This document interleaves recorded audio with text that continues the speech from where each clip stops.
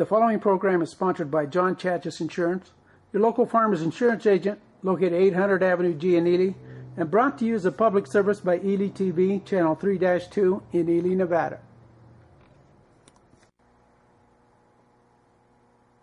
Ely City Planning Commission meeting, September 26, 2013. Tuesday, 2 p.m. Ely Volunteer Fire Hall.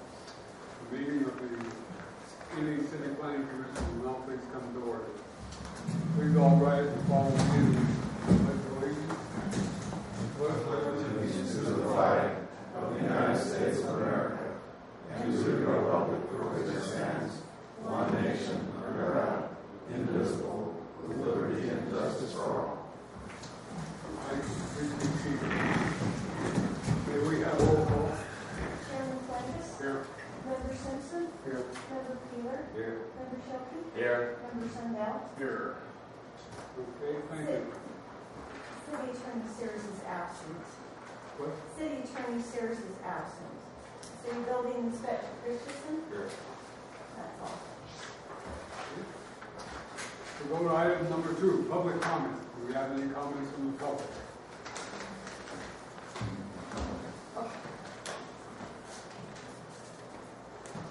Judy O'Brien on Clark Street.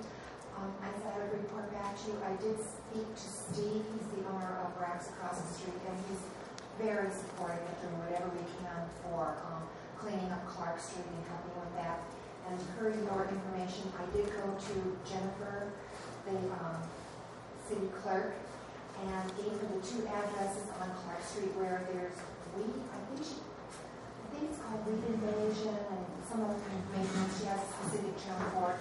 And she was giving me that information, and she said that she would be looking into it. And I don't know if that report would be coming back to you or city council, but it has been addressed. All right, thank you. I just got a question.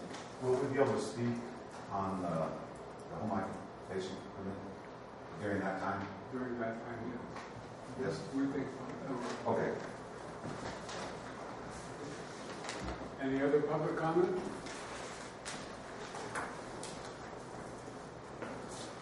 Thank you, Mr. Chairman. Mr. Chairman, I've not received much of the information I've asked from you folks in the past, and I'd like to have some kind of timeline of when I can expect it. NRS 293.0107 says 5 days from the time it was requested. We're going months, maybe even years. Mr. Chairman, on your agenda today, you're going to be considering the petition for vacation or abandonment of road or easement. You're familiar with the form evidently because this individual filled it out. My concern again is the corner of Canton and Great Basin where the Copper Queen has narrowed that road. That particular road accesses a federal highway. There are rules and regulations that affect how a street accesses a federal or state highway, and they're not in compliance. Also, drainage coming off the Copper Queen parking lot drains onto a public sidewalk. You can't do that. And people make rules and regulations, and then they seem to walk away from them until it's convenient. You have an obligation. You took an oath. You need to address this. I brought this up also to the Regional Planning Commission, or not Regional Planning, Regional Transportation Commission. I also brought up the David E. Norman Sidewalk Curb and Gutter project. Now I find out it's a Cyclone project. The problem we've got is you have a standard that's set by Ely City Code, 4-foot sidewalks in residential, 5-foot wide in commercial or public, and unfortunately, that wasn't adhered to on that particular project. Folks need to address that. I don't know why you even bother to have a building inspector. Why you even bother having the private sector come by these permits and you don't even abide by your own rules. If you're not going to do that, there's no need for this particular body. Just more government, a waste of taxpayers' money. Your job is to assist the taxpayer, the residents of this community, not make them miserable.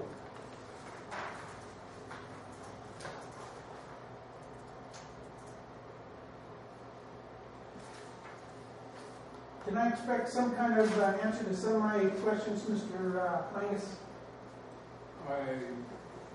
It's been a lot of talk, but I've got I will nothing. give you answers to those questions when you list them out.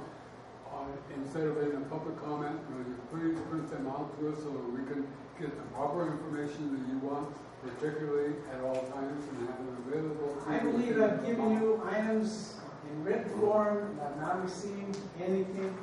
I Take haven't care seen now. a written request from you. I believe it's in there. Check with Jennifer. I want some answers. Any further public comment? All right, being none, we'll go to item number 3. The City Planning Commission will recess the regular meeting, Planning Commission meeting for a public hearing at 2 p.m. on the following topic.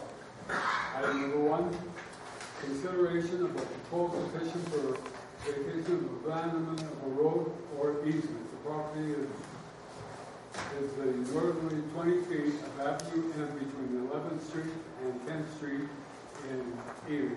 The petitioner is White Pine County School District. We all have a map of that particular item here. I have some. Buzz Rosen, surveyor record, representing White Pine County School District. Any questions you have on the abandonment? Well, my question is, isn't it a little late asking for an abandonment?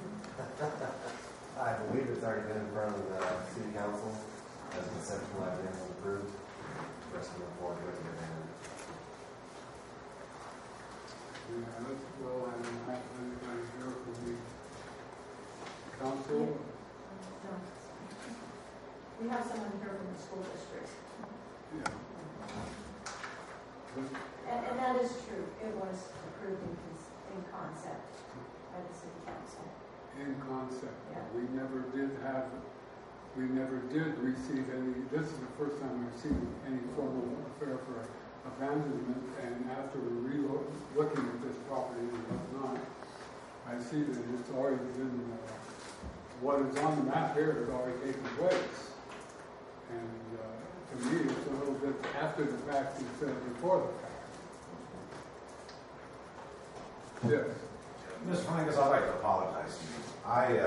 I put this on the agenda, correct? No, This is no, the this one? is an application. This is an application for abandonment. Yeah, this is an formal application for Okay. the school district. You're with somebody. Basin engineering? What? Basin. Basically.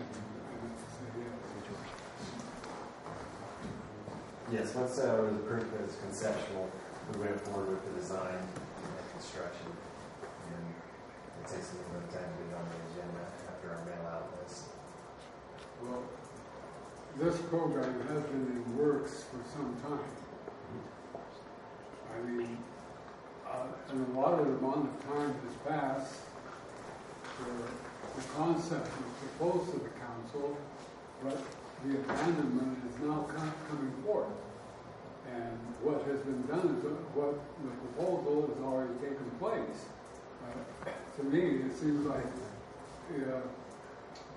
we're not putting the cart before the horse. We've already shot the horse in the rear end, if you ask me. And I just, because on abandonments, as I read the rules of abandonment, when the city is abandoning for public right of their street or property that they may own and whatnot, normally, especially on the street, they offer the abandonment 2 ways.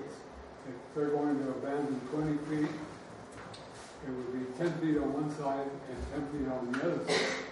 So the abandonment is split between both sides of the street.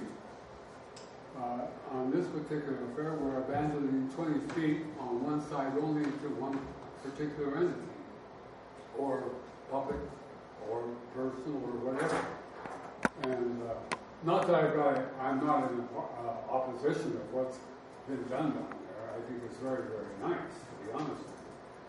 But I just can't believe that this was not aware publicly before it even happened. I was aware publicly going in front of the city council. It was a proposal to the city council. Yes, conceptual idea. They never voted on going ahead with it that I know of. They did. Yeah. They voted to abandon it, and then it came forward that it couldn't just be abandoned legally without notifying the property owners. So then the question was, who's going to pay for it? And so then the school district submitted their application and paid all the fees to have it done, but it was approved by the council. Once again, putting the cart before the horse. Who's your attorney? I can't answer that question because I haven't got answers to why this took place the way it did. And as far as the members of the planning commission, we feel like, I personally feel like, what's the purpose? I mean, if we're going to do things like this, what's the purpose of even having abandonments or anything else? Let's just go do whatever we please anywhere we please. My particular problem, after reviewing this particular area and doing it again, and for added parking, I can't see the need of added parking on that side of the street because I've gone by it 3 or 4 times. I've seen one car parked there.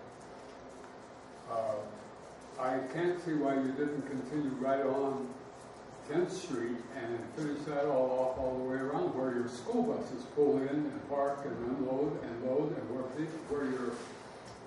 your public or the parents of the school children come up to pick up their kids or whatever. And I don't know why that didn't take place.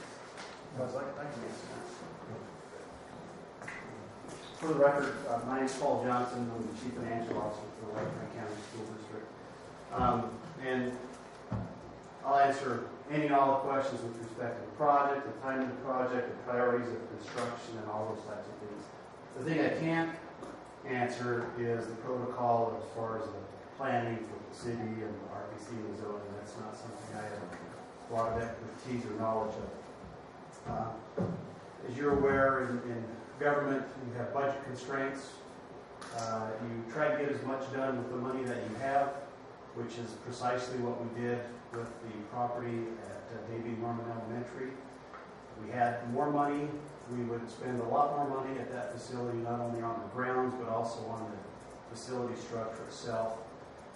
We spent approximately $650,000 on that project, which is no small feat for our school finances. Paving the entrance on 10th Street was cost prohibitive, so we did not do anything with that aspect. We did significantly improve the bus thoroughfare, which significantly increased the safety for students and traffic. It is now a closed bus lane with gated entrances for all of the students. We did not want traffic along that side of 10th Street interfering with the bus flow, which is one of the reasons why we also decided not to pave and put parking up there. We enhanced parking along 11th Street, and we did so because we did not think it was in conflict with anything that the city would want to accomplish or anything that the school district would want to accomplish. That parking is used. If you drive by in the mornings when parents are dropping off kids, that is used. We did have a concrete buffer, kind of an extended, I guess, curb and gutter as a safety cushion so that if kids were getting out, they didn't have to walk along the parking area in order to access the school property. But I live a half a block from that school, and I can tell you there's cars parked there temporarily all day. It's not for permanent parking. Most of the permanent parking is done in the front of the street along the other street. But it has significantly changed the flow of traffic. In my opinion, it significantly enhanced the flow of transportation and the students' safety for the parents dropping off and picking up. So as far as the chronology of events with respect to things coming to the city and that, I'd have to apologize because that's somewhat my ignorance of not knowing that protocol. But we feel that it's significantly improved that street. It's widened it, which was a concern of mine driving across that street frequently. It's a very narrow road with traffic parked right next to the trailer park over there. So I think widening it actually increase some of the safety for the residents and for the students in that area. I appreciate the comments. It is